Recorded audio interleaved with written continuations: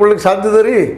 ಹೌದು, ತತ್ತಿ ಕೊಡ್ತಾರೋ, ಹಾಲು ಕೊಡ್ತಾರೋ, ಮತ್ತೇನು ಕೊಡ್ತಾರೋ, ಅಲ್ಲೂ ಸಹಿತ ಭ್ರಷ್ಟಾಚಾರ ನಡೀತದೆ.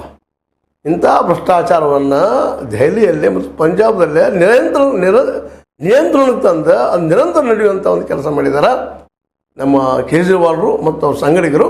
ಆ ಕೇಜ್ರಿವಾಲ್ ಇವತ್ತು ಒಂದು ಯಾವುದೋ ಸಾರಾಯಿ ಕೇಸ್ನಲ್ಲೇ ಒಳಗೆ ಹಾಕಿಬಿಟ್ಟಿದ್ದಾರೆ ಇವತ್ತು. ಮತ್ತು ಅದು ಸಾಕ್ಷಿ ಇಲ್ಲರಿ ಇವತ್ತಿಗೂ. ಮಾಫಿ ಸಾಕ್ಷಿ ಸುಳ್ಳಿರ್ಬೋದು, ಮಾಫಿ ಸಾಕ್ಷಿ ಅಷ್ಟು ಮತ್ತೊಂದು ಸಾಕ್ಷಿ ಇರ್ತಾರೆ. ಈಗ ನೋಡ್ರಿ, ಇಡೀ ಮುಗಿದ ಬಾಯಲ್ಲಿ ಹೊರಗೆ ಬರ್ತಾರೆ ಅನ್ನೋದ್ರೊಳಗೆ CBIದವ್ರು ಬಂದು ಎನ್ಕ್ವೈರಿ ಮಾಡೋದು, ಅದನ್ನು ಎನ್ಕ್ವೈರಿ ಮತ್ತೊಂದಿಲ್ಲ. ಅದಕ್ಕೆ ಇಲ್ಲಿ ಏನು ಕಾನೂನು ಏನಿದ್ದಾವಂತಿಲ್ಲ, ಇಲ್ಲಿ ನ್ಯಾಯಾಧೀಶರು ಚಿಂತನೆ ಮಾಡ್ತಾರಂತ ಇದನ್ನ ಇವತ್ತು ಪ್ರಶ್ನೆ ಮಾಡುವಂಥ ಪ್ರಶ್ನೆಗೆ ಬರಲಿಕ್ಕತ್ತದ. ಒಬ್ಬ ಪ್ರಾಮಾಣಿಕವಾದಂಥ ಒಬ್ಬ ರಾಜಕಾರಣಿ ಇವತ್ತು ರಾಜಕಾರಣ ಮಾಡಲಿಕ್ಕೆ ಸಾಧ್ಯ ಇದೆ. ಈ ರೀತಿಯಾಗಿ ಹೊಡೆ ತೆಗೆದು ಬಿಡ್ತಾರೆ ಎಷ್ಟೋ ಪ್ರಾಮಾಣಿಕ ಇದ್ದರು. ಮತ್ತು ಭಯ ಪಡ್ತಾರೆ ಮನುಷ್ಯ, ಯಾಕೆ ಬೇಕಪ್ಪ ನಮ್ಮ ಊರು ಸಾಬರಿ ಅಂತ.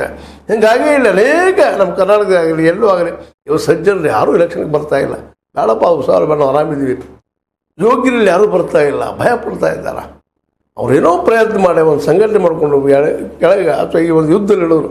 ಲಾಲು ಪ್ರಸಾದ್ ಯಾದವ್ ಅವರು ಹೇಳಿದ್ರು, ಈ ವ್ಯವಸ್ಥೆ ನಿಮ್ಮಿಂತ ಸಾಧ್ಯ ಇಲ್ಲ, ಈ ಭ್ರಷ್ಟಾಚಾರ ಹೋಗೋಕ್ಕೆ ಸಾಧ್ಯ ಇಲ್ಲ ಅಂತೇಳಿ ಅದನ್ನು ಚಾಲೆಂಜ್ ಆಗಿ ತೊಗೊಂಡು ಭ್ರಷ್ಟಾಚಾರವನ್ನು ಓಡಿಸೋದ್ರೊಳಗೆ ಒಳ್ಳೆ ಆಡಳಿತ ಕೊಟ್ಟು ತೋರಿಸ್ತಾನೆ ಅಂತೇಳಿ ಅದು ಪ್ರಾಕ್ಟಿಕಲ್ಲಾಗಿ ಒಳ್ಳೆ ಆಡಳಿತ, ಪ್ರಾಮಾಣಿಕ ಆಡಳಿತ, ಭ್ರಷ್ಟಾಚಾರ ರಹಿತವಾದ ಆಡಳಿತ ಕೊಡಬೇಕಂತೇಳಿ ಬಂದರು.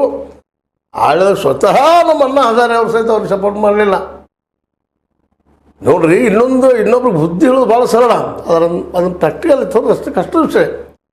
ಆ ಸಂದರ್ಭ ಇವರು ಟೀಕೆ ಮಾಡಿದರು. ಈಗ ಮೊನ್ನೆ ನಮ್ಮ ಸಂತೋಷ್ ಹೆಗಡೆ ಅವರು ನ್ಯಾಯಮೂರ್ತಿ ಜೊತೆಗೆ ಅಣ್ಣಾ ಹಜಾರೆ ಅವರು ಈ ಆರೋಪ ಮಾಡಿದಾಗ ಸಾರಾಯಿ ಸಲುವಾಗಿ ಆಗ ಅವರು ಮತ್ತೆ ಬುದ್ಧಿ ಹೇಳಿ ಶುರು ಮಾಡಿದ್ರು, ಇದು ಮಾಡಬಾರ್ದಾಗಿತ್ತು ಕೇಜ್ರಿವಾಲ್ರು, ಅದಕ್ಕಾಗಿ ಏನಪ್ಪ ಅದನ್ನು ಮಾಡೋಕ್ಕಿಂತ ಸಾರಾಯಿ ನಿಷೇಧ ಮಾಡಬೇಕಾಗಿತ್ತು ಅಂತೇಳಿ.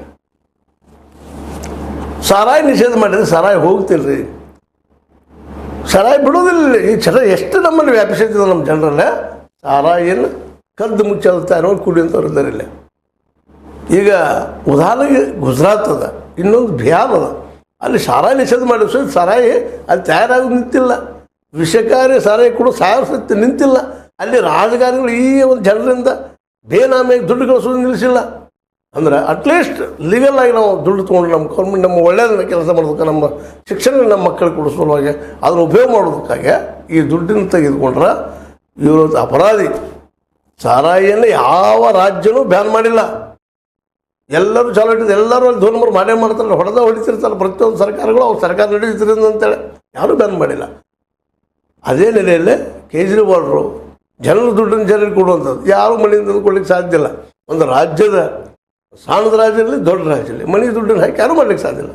ನಮ್ಮ ಟ್ಯಾಕ್ಸನ್ನು ತೆಗೆದುಕೊಂಡು ಮಾಡುವಂಥದ್ದು. ಅದಕ್ಕೆ ಕುಡುಕರು ಬಿಡೋದಿಲ್ಲ, ಅವರು ಕುಡುಕ್ತನವನ್ನು. ಇವತ್ತು ನೋಡ್ರಿ, ಗುಟ್ಕಾ ಸಾರಾಯಿ ಯಾವ ಪ್ರಮಾಣದಲ್ಲಿ ಮಾರ್ತದಂತ ನಮ್ಮ ಸರ್ಕಾರ ಹೊಡೆಯುವಷ್ಟು ಮಟ್ಟಿಗೆ ಮಾರ್ತಾ ಇದ್ದಾವೆ. ಅದು ಎಷ್ಟು ಜನ ನಮ್ಮಲ್ಲಿ ಕುಡುಕರಿದ್ದಾರೆ. ಅದಕ್ಕಾಗಿ ಅವ್ರನ್ನ ಬಿಡಿಸೋದಂತ ಸಾಧ್ಯ ಇಲ್ಲ. ಏನು